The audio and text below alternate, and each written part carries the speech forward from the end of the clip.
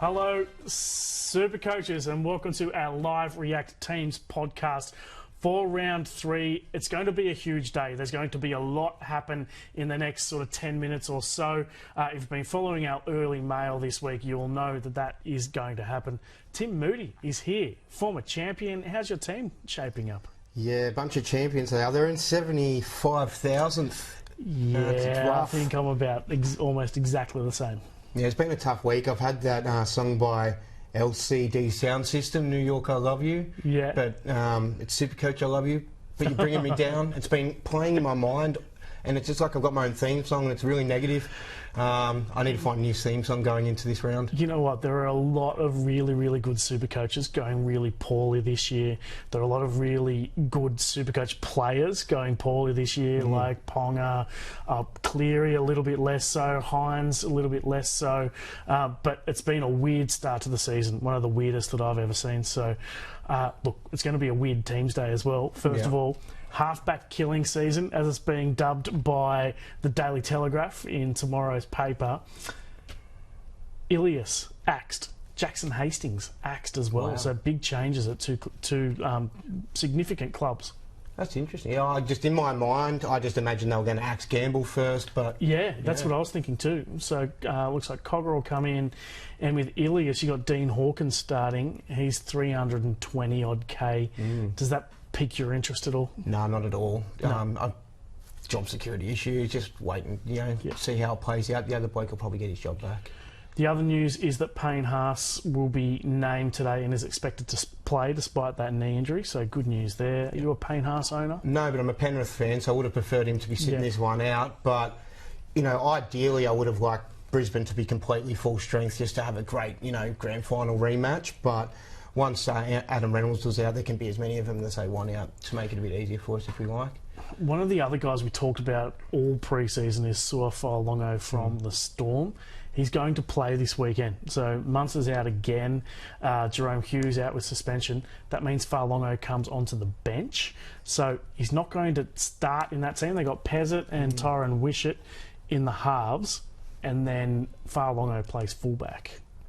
Fa'alongo plays from the bench. Yeah, well, they'll probably have him just come on the back end of the game if they're behind, I guess, just to have him sort of create havoc, link up with Pappy like he did on his debut. He'll play sort of that, the Pappenhausen role that he played a couple of years ago as he was building into that first grade spot. Let's run through some winners and losers. First of all, I don't understand why Zach Hosking is so popular this week. You got Whitehead coming back soon. You got Horsburgh coming back soon. So job security is tough. I know that he's a super coach gun when he plays big minutes, but will he be playing big minutes in the future? I don't think it's going to happen. But if you are bringing him in, I can see it as a quick cash grab. 2 weeks, make 150k, and then upgrade him to Jermaine Hopgood or David Fafita, for example. Yeah, I don't mind. The thing that I'm not on it for is just the fact that I do think he'll end up probably going back to the bench. He'll be a player in your side that you'll kind of probably be relying on wanting to play. And if he's coming off the bench, it's not going to be big points or big minutes. So, I think it's a bit risky. We've got enough headaches as it is at the moment. Like, adding that to another headache and have him, not in the side or coming off the bench would be... Yeah, job security is an issue. If it's just a quick cash grab, it's fine. He looks amazing though, so he looks great, and he keeps his spot. The thing is, whenever he plays massive minutes, he's a super coach gun. But will he be playing big minutes into the future? I see a situation where Elliot Whitehead maybe doesn't even come back and play that position. I don't know. Hosking is playing so well, but Ricky has shown in the past that he does back his guys who've been there for a while. So I'd be surprised if that does happen. Yeah. Who's your big winner for the week? My big winner is Terrell May. Did great things off the bench round 1. People were a bit reluctant because of the bench thing. He came on a starting role last week and just looks like a keeper. Yeah. Like, we could probably upgrade him if we get a little bit... a bit luxurious later in the year to have like a Tino or a Haas or a AFB, but he looks like he's getting the job done, like getting 60s. You'll take that. Yeah, I mean, even with poor minutes, he will still kill it. Like, his points per minute is right up there. The work rate's huge. Offloads are just base stats for him. I think I bought him in last week. I think he's pretty close to a must-have. Yeah, he's a big, bad dude. I like him. In terms of the losers, for me, Helam Lukey, unfortunately, out for 6 to 8 weeks. So he has to go. I'm toying with the idea. I only made one trade last week. I only need to sell Lukey this week. I know my team is ranked 70-odd thousand, but I actually like my team. So I'm just trading for this injury. I'm thinking of going Curran instead of Hosking, but I actually like my team. I'm going to save trades this week. I've got all the right cheapies. It's just the big guns that I paid for, like Cleary, Hines, Ponga, even Turbo last week, probably aren't doing what they should do. Well, the name you mentioned something on my mind as well, Curran. Can you tell us, do you think he's likely to get that front row duel in round 6? Well, what's it going to take? It's a big test today. We'll find out very, very shortly whether he's actually in. He could start at prop this week, which would make it much more That'd obvious. tick the box? Or that would probably not yet. We usually like them to start 3 times in a position. Yeah. It's a bit more. It's harder to tell. A bit more grayer when they're coming off the bench. Okay. So I believe teams are about to drop. So we'll have them very shortly for you. Quickly want to talk about your loser for this week while I'm loading this up. So my loser is going to be Lolo. I started with him. Obviously, the minutes in round 1 were not good. They were well ahead, and they just rested him. This last week, they required him a bit more, so he played bigger minutes. But they've made it pretty clear that they will be resting him when they are ahead, and I think the style of footy they play, they can get out ahead quite easily in plenty of games. So it's a bit too risky for the low scores there. I think I've got bigger fish to fry this week, so I think I'm probably going to hold him one more week at least. But yeah, I think he's definitely someone to be getting out of our sides. Teams have dropped, and it's your Panthers up first. Fisher Harris is out, so he's been cleared of a serious shoulder injury, but it looks like he'll miss a couple of weeks. That means Lindsay Smith comes and starts, not Liam Henry. There was some chat that our Supercoach cheapie Liam Henry would start. It's not him. I still like Henry. I've got him in my team. I think he's going great guns. A lot of people are selling Cleary this week. What are your thoughts on that? I feel like he's just building. Like last week, he was looking pretty dangerous. Maybe he might have had more points if they didn't just go completely down that right side. Tago was getting all the actually big attacking points. I'm a non-owner, and I was watching that thinking, this is going to be 150 plus now that this, edge is decimated. I was just worried that, they'd get tackled, Cleary get the ball with broken defence and just run over and score a couple of tries. So I'd be holding strong. I started with the strategy of just bringing him in at round 7 after the bye. Yeah. It is a tough draw. He's definitely got it in him to ton up, but I don't reckon massive tons are on the horizon till after round 7. Yeah, I feel like Penrith will sort of train themselves to the minute. They're training themselves for, But yeah, I'd hold him. I think he'll score good enough to justify a hold. Yeah, I'm definitely holding him. I'm holding Ponga as well, which is probably a bit more controversial. Holding Hines, holding Turbo. At the Broncos, so we knew this. Adam Reynolds is out. That means Jock Madden comes in at halfback. Payne Haas is definitely there. So good news for Payne Haas owners. What else have we got? Piakura's there. Pat on the back for people who held Piakura. Did you hold him? Yeah, I did, yeah. And Reece Walsh kicking goals. Interesting. Yeah, it is interesting. Kind of makes him tempting with a lot of people looking to sell. Yeah, he's one I'm like definitely a little tempted by, especially with the goal kicking. It is against Penrith. I'm worried that with Reynolds out, maybe they struggle getting the field position, and Penrith side just dominate and roll them through the middle and win the game, keeping him out of it, not scoring many attacking points or goals. So that could be an issue. But geez, he looks good, hey. At the Warriors, so they got Wade Egan back into that team. Supercoach wise, Tane Tuapiki he's been looking very good in actual NRL, scoring pretty well for Supercoach 2.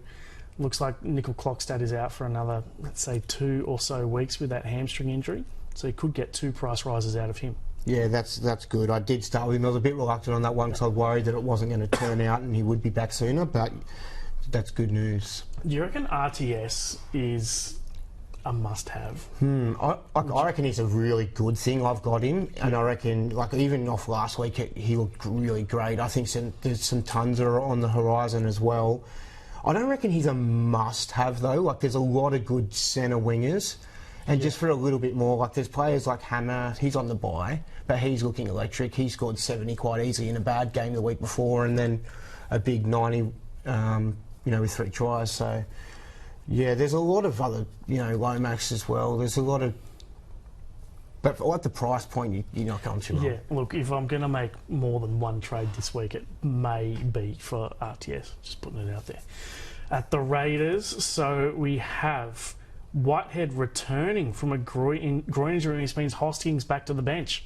Massive. So that puts a line through the most popular player of this week. Well, yeah, I think at least, 70% of people that were going to buy him are automatically going, oh, I'm not going to do that now, let's look elsewhere. But there'll be some people going, I'm just going to take the money. He'll take the field and I'll take the money. Yeah, so you reckon play him for 1 week and then upgrade to I don't like it, though. Hopgood or something. Because you can make money. So there's so many positions to make money in, and if you can make that money and have them as a playable player that you get a bit more out of as well, I don't know, it just feels icky. I 100% agree. I didn't like him as a buy before coming into Teams Day, and this has just completely locked that in. Seb Chris is out with a concussion. That means Kotrick comes in. If you've held on to him as a cheapie, Hopewadi to centre.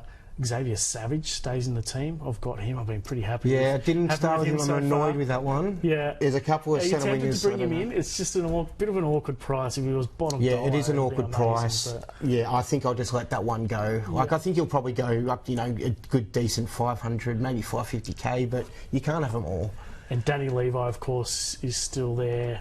What are your thoughts on? Here's the try score. Yeah, I'm real frustrated. 2 tries in 2 games. The base stats are pretty much non-existent for a guy who is a hooker and one of his main jobs is to sit in the middle and tackle.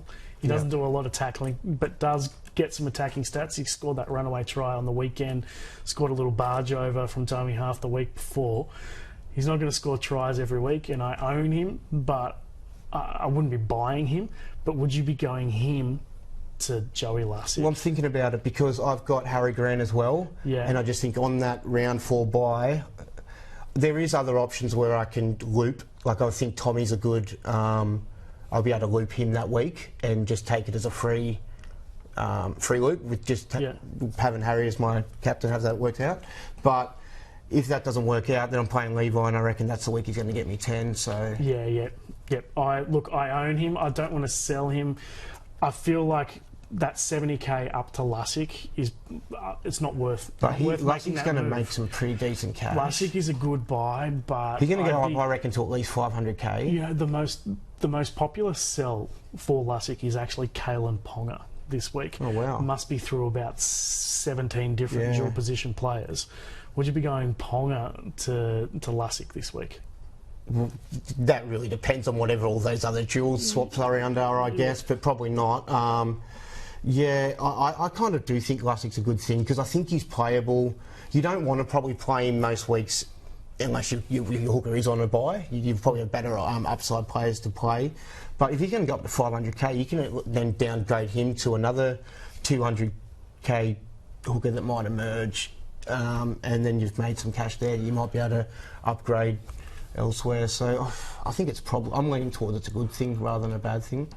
At the Roosters, Luke Keary, as we told you in early mail, is out through a concussion. That means Sandon Smith comes into the halves, which is also what we predicted. Siwa Wong has dropped to reserves. Nat Butcher promoted to the starting side, so Wong is a massive loser out of Team State for sure, because he was pretty popular. Yeah, as an unknown, it just gives me a little smirk. Like, there's not much is working out for me, so just anything that sort of creates a little bit more stress for others, it just balances out a bit. Good. I'm trying to work out what else is going on with them. Manu, there was some chat that Manu would play 5'8". That's not going to happen with Sandon Smith there. And obviously Terrell May, very popular this week. I think we've covered him. At the Rabbitohs, big changes. It says here Dean Hawkins is in at 7 with Lachlan Ilias out, as we told you in early mail. Jack Whiten is back from suspension to make his club debut, which is big news. Richie Kennar drops out. David Moale is named in the starting side. Kepi to the bench. Host is new face on the edge with Shaq Mitchell named in reserves. So lots of changes there. The Rabbitohs are clearly looking for answers. Supercoach-wise, Gagai is still not there. He's still in 33% of teams. Does he play again this year? He'll probably find his way back into the side due to injury and maybe around maybe in Origin when time. Latrell's out or something. Yeah, maybe Alex White makes the side and that moves things around as well. Yeah. So, I don't think you can... What do you do with Gagai if you do own him? I don't think you can do anything because you're not going to make any money off the trade. If you're bringing in one of these cheapies, they're going to probably cost you cash. Unless you've got Fard Tape next week, who's at a... It depends, though. I guess with the amount of people that are looking to downgrade some of these guns, you're probably going to have a little bit of extra playable cash. So if you don't want to have that stress of Gagai and you want to have another guy that's generating cash for you and it is playable if you need them, I don't hate it. I've got Earl there as one of my nuffs, and I'm just sort of hoping he gets to go sooner or later, but I'd much rather have a playable... I feel like the guy to look out for is Fard Tape from the Tigers in that position because he's a very similar price. It won't actually cost you any money, but it depends on what happens this week. I test for Supercoach didn't look amazing. It wasn't amazing, but he has also only got 21 points, and it's the Tigers. But look, you're going from a bloke who's not playing to someone who is taking the field and could score a try at any point. Moving on to the Doggies, we've got just the one change with Liam Knight coming in at prop. So we were hoping that Josh Curran would go there or Sam Hughes would go there, but they've pulled Liam Knight. He's Josh Curran. I reckon he's still a great buy. I know his minutes have been inflated in both rounds due to injuries in that team, particularly to Farmasili on the weekend. But still, I still think he's a great purchase. And Liam Knight's kind of come from nowhere because he got dropped to New South Wales Cup for the final trial. I thought that had put the line through him, but he's come straight back in. And not just on the bench, he's starting.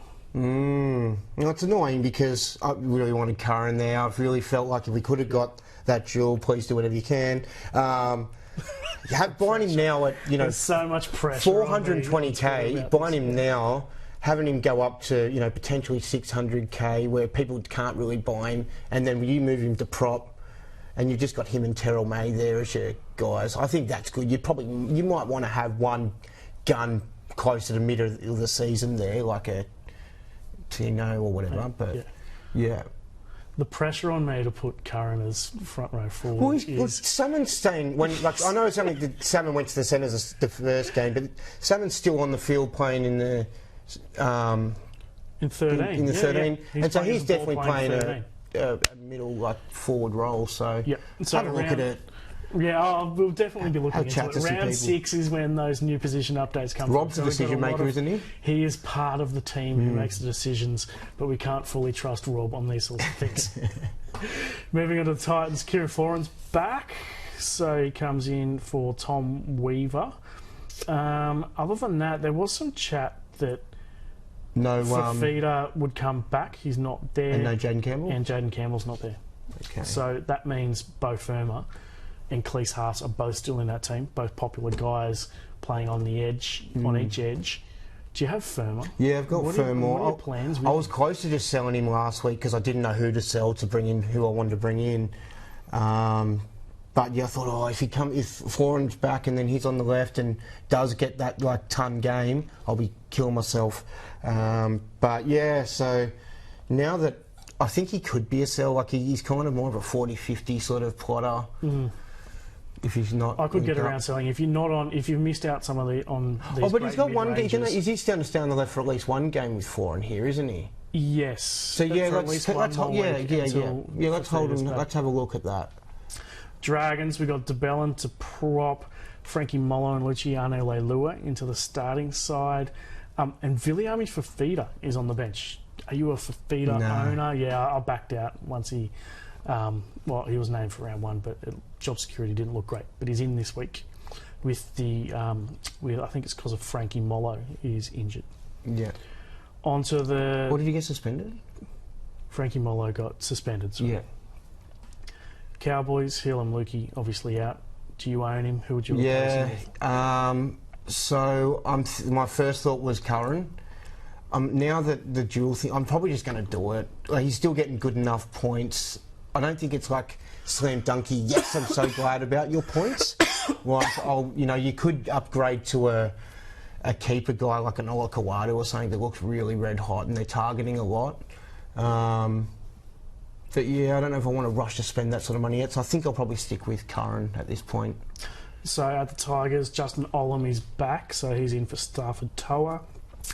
Aiden Caesar promoted to start at 7. Jaden Sullivan back to the bench, so that's a little switch there. Well, as soon as he came onto the field, it just looked a bit better. What are your thoughts on Galvin? I bought him last week. You got him in already? It wasn't because I thought, I've got to have him. It was just I had Moses in my side and I wanted to downgrade Moses because of the groin injury. Wasn't really set on going to Cleary yet or any of the other middies, so moved things side Jules and just got Galvin there.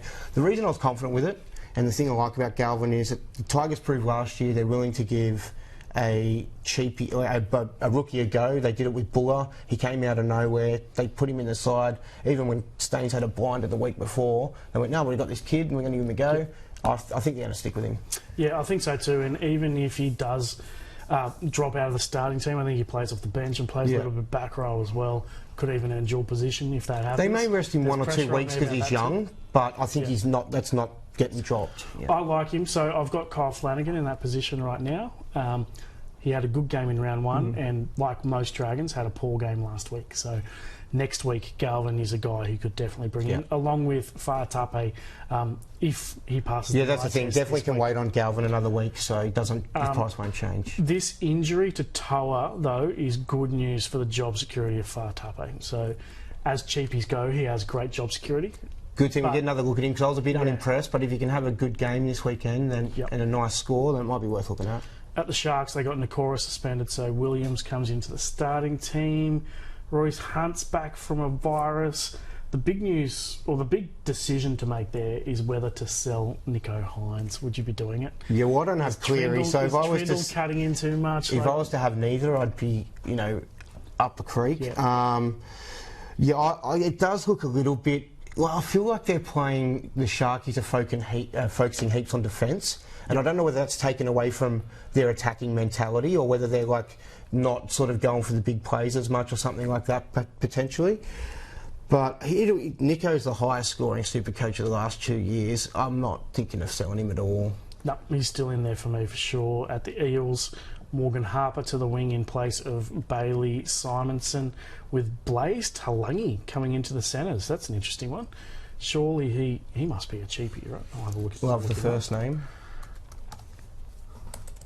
He must be a cheapie. Yeah. He's not even in the game, as far as I can tell. So we'll keep an eye out for him. One to watch. Could be a guy to watch. Also at the Eels, we've got. We've probably spoken about all these guys. Tuolangi out injured as well. At the Sea Eagles, Tommy Talau is in the reserves. I had my eye on him as a bit of a cheapy option, but got injured on the weekend. Injured, yeah. I didn't look like he was going to be playing reserve grade next week. Tommy Turbo almost set him up for a try, and he got concussed, and then he got injured again later in the game. There was a lot happening for him in that match. But who's coming in? Raymond Vega comes in, so he's at cheapy price as well. So if he keeps his spot, he's got 5 weeks now. It was 6 weeks. 5 weeks now with Jason Saab injured. If Tommy Talau doesn't come back. Yeah, I think that's too risky. I think Tommy Talau probably comes back unless he's real sore.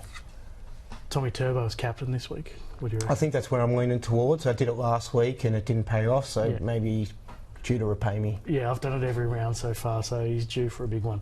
At the Knights, we've got, as we mentioned, Jackson Hastings has been dropped with Jack Cogger coming into that team, and they got Jaden Brayley on the bench too. So Brayley was really popular during the pre-season, but you can't go near him as a bench player. Yeah.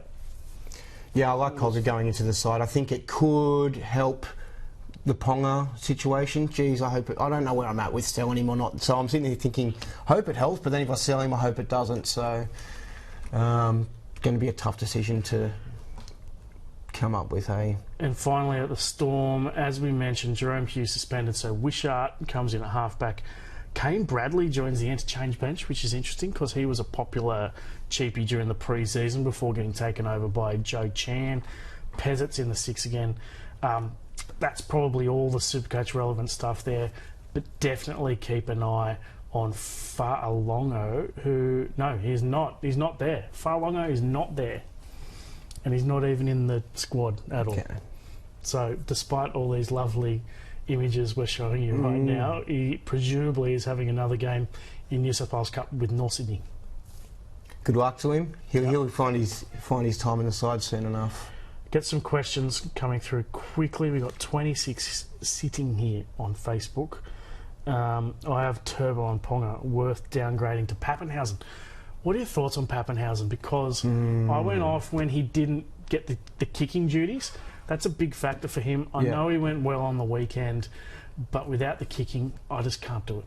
Well, the kicking's annoying. The bye's probably more annoying for me. Buying him now, buy next you week. get him this week, but then a buy next week. You can probably sit him out. But if you've also got, I've got Harry as well. That'd make it a bit tough. I'd be playing some pork chops out there for sure. So yeah, look, the price for the downgrade, it's probably okay, but the timing's not great. Just depends how good your depth is. It has been pointed out as well that Brendan Hands is not on the bench for the Eels, which means Joey Lussick 80 minutes, and he played basically 80 minutes last week. Hands, I think, only got 3 minutes, so that's a tick. Well, the fact that he's just not on the bench makes it. The fact that he got those minutes is a good sign, but just not having him on the bench is very peace of mind if you're looking to do it. Final question from Tim: would you go Ponga to Tedesco? I think it is a good trade. Very good, yeah. Yeah, I think it is a good trade. I'm tempted to sort of look at that myself. That's one of the things I'm considering. But I'm also considering doing a really gross thing and just moving to a picky there for a couple of weeks. Yeah. Bringing in another centre winger and then trying to make my decision on my second fullback in a couple of weeks. But it feels risky not having two guns. Such a big position. Yeah. Ponga. The thing with Ponga is, I know it hasn't quite clicked for him yet, but he had that I think it was a try assist disallowed in round 1. Yeah. He's got a pretty good run. Like, he doesn't have a bye for a long time. I think Ponga will come good. So I'm certainly holding him. That's it for our Live React Teams podcast for round 3. Big thanks to Tim Moodie. We'll catch you for our Game Day podcast on Thursday. See you then.